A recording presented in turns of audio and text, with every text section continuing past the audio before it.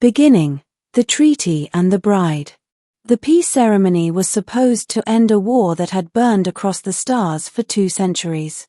Humanity and the Elendari, a species of luminous, silver-skinned beings whose voices carried harmonics that could calm or kill, had been locked in endless cycles of vengeance.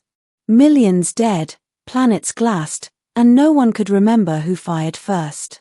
And then, the diplomats proposed something ancient, a marriage pact. Each side would send an emissary, bound in ritual, to seal the treaty. My name was Commander Ethan Vale, decorated pilot, survivor of the Draken Front, and, apparently, the ideal candidate to marry an alien princess. I laughed when they told me, "You're joking." Me, a soldier marrying our enemy? But they weren't joking. To the United Human Alliance, it was a symbol of unity. To the Elendari, it was a test of faith. And to me, it was a chain, one I couldn't refuse. They brought her aboard my ship 2 days later. She was unlike anything I'd ever seen. Tall, ethereal, with pale blue veins glowing softly under translucent skin. Her hair shimmered like molten silver, and her eyes, violet, reflective, looked like they could see through atoms. Her name was Seren, meaning the quiet storm in her language. When I first met her, she didn't speak. She just looked at me, eyes studying, analyzing, as if she was calculating whether I was worth something, or nothing at all. Her wrists bore faint marks. Not decorative. Bruises. "Were you hurt?" I asked. Her voice was music and sorrow blended into one. "We do not speak of the price of peace." I didn't press her. But from that day, something inside me stirred, a sense that she hadn't been sent to me willingly. Middle, the secrets beneath the skin. The Elendari delegation stayed aboard the flagship Orion's Promise for 3 weeks, finalizing the treaty. During that time, Seren and I were expected to live as one. It was awkward at first.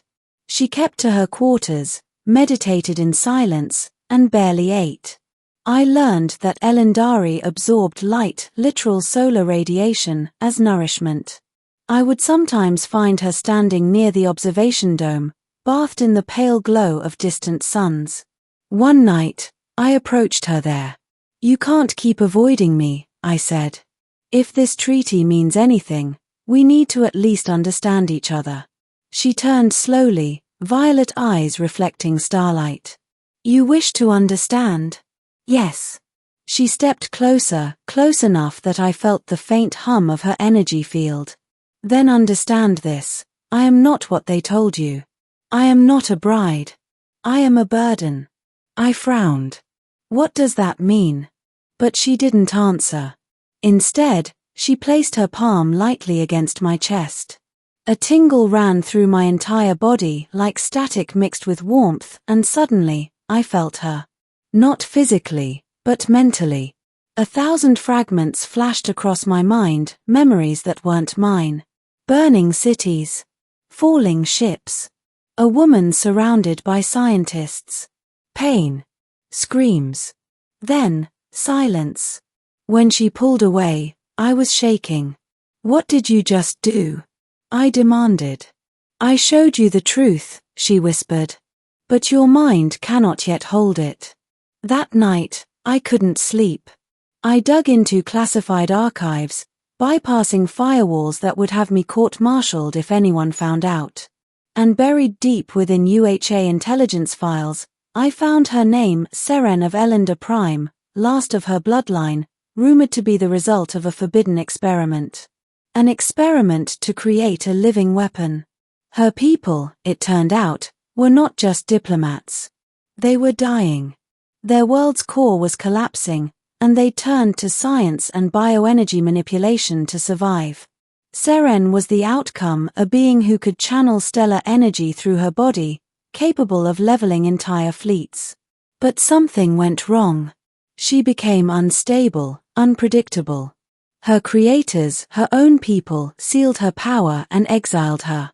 Until, apparently, she became useful again. useful enough to hand over to humanity as a symbol of peace. Or, more truthfully, as a gift-wrapped bomb. Middle, Part 2: The Unraveling. The more I learned, the more I realized Seren was living on borrowed time. I confronted her again, this time in her quarters. "Tell me why you're really here," I said. She sat on the floor, eyes closed, silver light pulsing faintly beneath her skin. "Because they fear me," she said softly. "And now, so will you." "I don't fear you," I replied. "But I deserve the truth." Her eyes opened. "The truth is that peace between our species was impossible. So they made me the bridge and the detonator. If I die, the containment ends. The energy inside me will release. Every ship, every planet in this sector, will burn." I froze. "You're saying I am the last weapon of Elinder.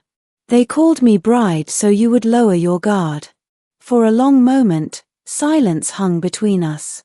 Then she whispered, "But I do not wish to be a weapon. I only wished to be free." Something inside me cracked. She wasn't the monster they made her. She was a prisoner, disguised as peace. That night, I made a choice that would change everything. I deactivated the monitoring systems in her room. I erased surveillance logs. And I told her, "If you want freedom, I'll help you get it." Her gaze softened for the first time. "Why would you risk everything?" "Because you're not my enemy," I said. "And maybe, you never were." Climax: the betrayal and the awakening. It didn't take long for the command to notice anomalies. My ship's AI flagged my activities. Within hours, Admiral Knox summoned me to the bridge. "Commander Vale," he said coldly, "you've been tampering with classified systems. What are you hiding?" I tried to bluff, but Seren's energy signature was already spiking. "She's unstable," shouted one of the Elendari envoys. "You must contain her now." Knox turned to me. "What's going on, Ethan?" Before I could answer, alarms blared. The ship trembled. The air thickened with radiation. In the medbay, Seren was on her knees, clutching her chest. Her eyes blazed white, light streaming from her veins like molten glass. I ran to her. "Seren, stop. You'll kill yourself." Tears shimmered down her cheeks, glowing tears. They triggered the failsafe. They would rather destroy me than let me live free. Then, a voice thundered through the comms, the Elendari High Envoy. "Contain the weapon. Humanity cannot be allowed to possess her." Something inside Seren snapped. The ship's metal walls groaned as energy surged outward, burning circuits and shattering glass. "I didn't want this," she cried. "I just wanted to choose." I threw my arms around her, ignoring the searing heat. "Then choose now. Choose life. Choose you." Her light flared, a blinding sphere that engulfed everything. For a moment, I thought we'd both die. But instead of an explosion, the light folded. Reality twisted. And suddenly, silence. Ending, after the light. I awoke on a barren planet under two suns. The wreckage of Orion's promise lay scattered across the horizon. And beside me, Seren was alive, weak, trembling, but alive. Her glow had dimmed. The energy storm that once radiated from her was gone. "You're free," I said, voice hoarse. She smiled faintly. "Am I?" I nodded. "The Elendari will think you perished. The UHA will do the same. You're no one's weapon anymore." She looked at me for a long time. Then, slowly, she touched my face, her skin warm and human-soft now. "You risked everything to save me. I just did what was right." She tilted her head. "And now, what will you do?"